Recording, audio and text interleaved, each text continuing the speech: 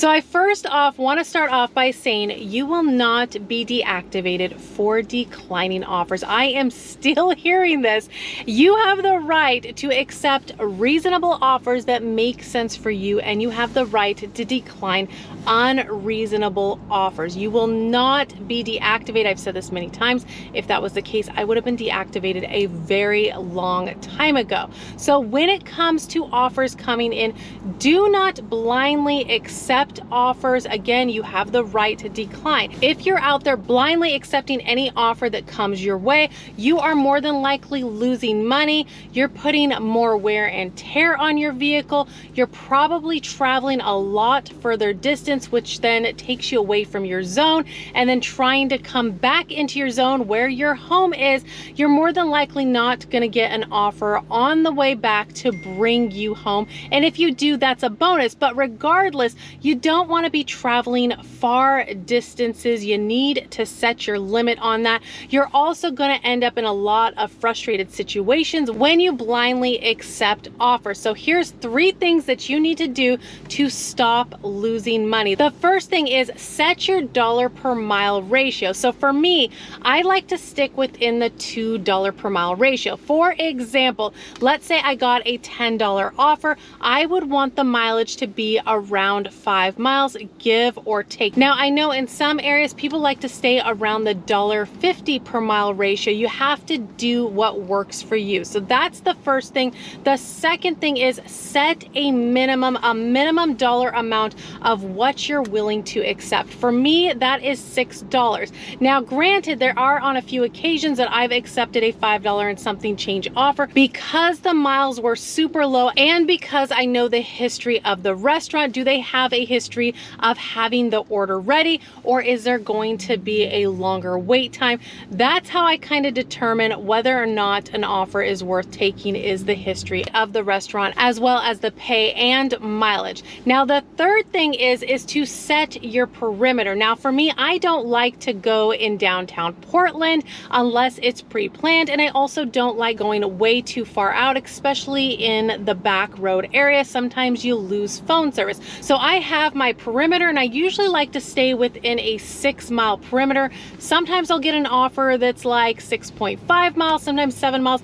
If I know where that offer is going to take me and it works out for me, I'm familiar with the area, it's not taking me too far out, then I may take it. But set a perimeter of what your max mileage is. So if you get an offer, let's say it's $10 for 7.5 miles, you can say to yourself, you know what, that's not worth it for me. It's going to take me into an area that I don't want to. I want something under 6 miles. That way you have that in your head, so it's easier to make a decision when an offer comes out. Now, the last thing that I did want to mention, because there's a lot of newer drivers coming in, is to make sure you're tracking your mileage, whether you want to write it down or use an app. Now, if you are looking for an app, there is an app called Solo. They track your mileage, they track your income, they track your expenses. So let's say you bought a hot bag, a phone holder, or maybe a cart to help you do grocery deliveries. Those are write-offs because those help you get the job done. This app also helps you estimate your state and federal taxes. There's a ton of features for us gig drivers. If you are interested in trying out Solo, I will have a link down below in the description for a free 7-day trial. If you decide Solo's working out for you and you end up subscribing to one of their plans, you do get a $10 bonus. And also keep in mind, Solo is a write-off because you're using it for business use. So those are some tips to make sure you are coming out here, you have a plan, so you're not losing money, you're making money. And if you're an OG driver and you have any tips to add for the newer drivers, do leave a comment down below. But we're gonna get the apps turned on. We're gonna see what the first offer is for tonight and get these wheels to move it. So I got the first offer of the night. I actually didn't even have to decline anything, which hopefully is a good sign for tonight.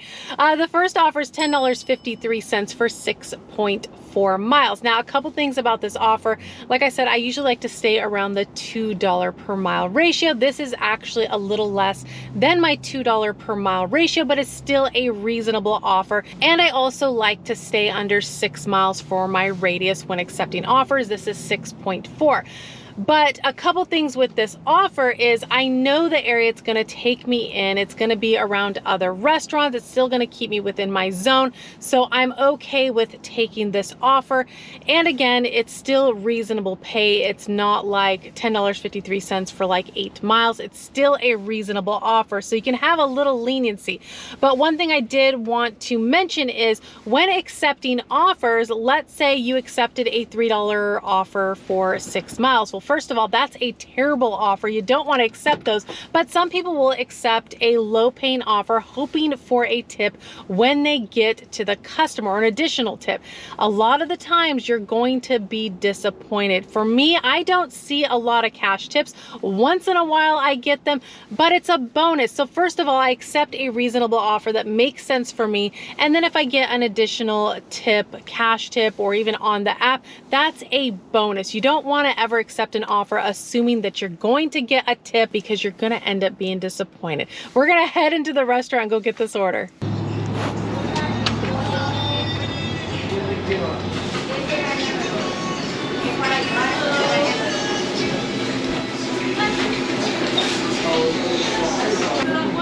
Hi, picking up for that.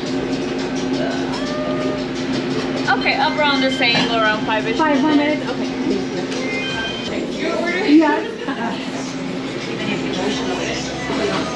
That's all fine. I just want to try it. I'm with you. Here's for the QR code. Oh, perfect.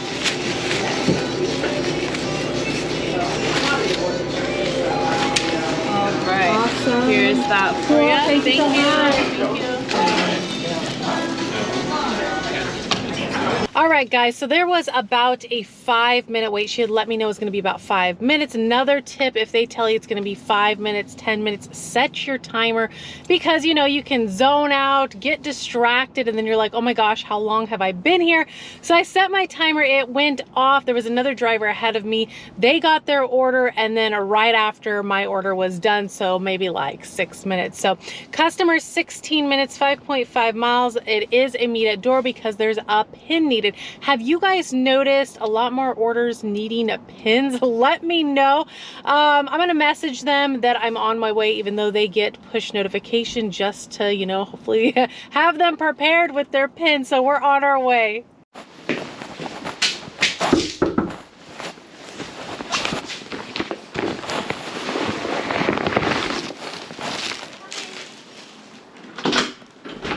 Hi there, can I get your pin? Thank you. Have a good night. Orders dropped off, customer knew their pin, which is awesome. And if you're a newer driver and let's say the customer doesn't know their pin, it's typically the last 4 digits of their phone number. So while dropping that order off, Uber Eats, of course, was sending me an order while I was walking up to their door.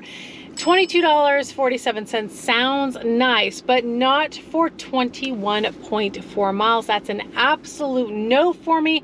Not even sure where this was going to take me, but the miles are just too high.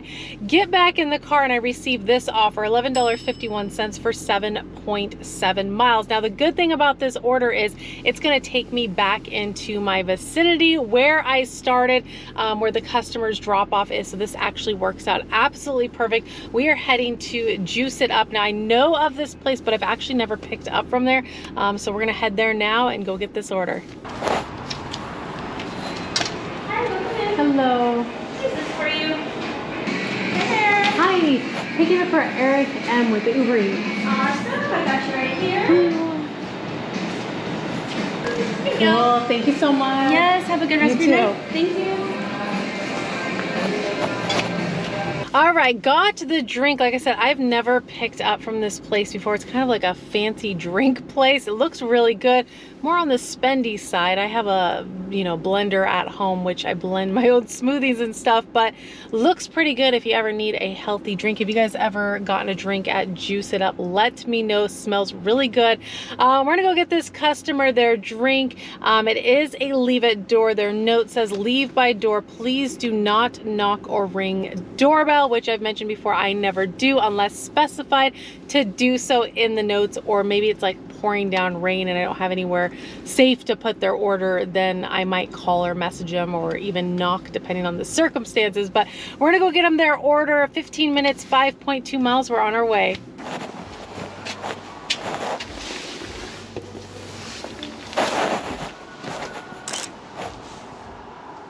All right, guys, orders dropped off. This was like a perfect order because from my last drop off, like I'd said, this order brought me literally back into the vicinity where I had started at, which is awesome.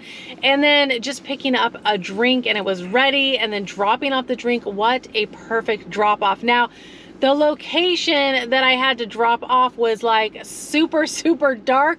So always make sure to take a light with you. I wasn't really paying attention and I thought I was on the sidewalk. We'll come to find out it was actually, I was about to get on the grass because it's so dark over there.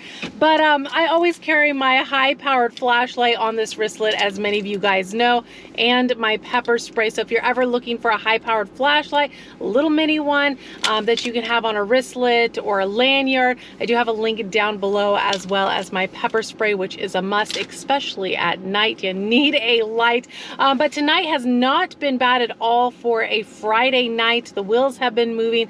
Got some reasonable offers. Didn't have to do a lot of declining, which is, you know, unheard of these days. So always appreciate you guys riding along with me as always. And of course, if you did enjoy the ride along, do give the video a like, consider subscribing if you haven't already. And I'll be seeing you guys on the next one. Bye, guys.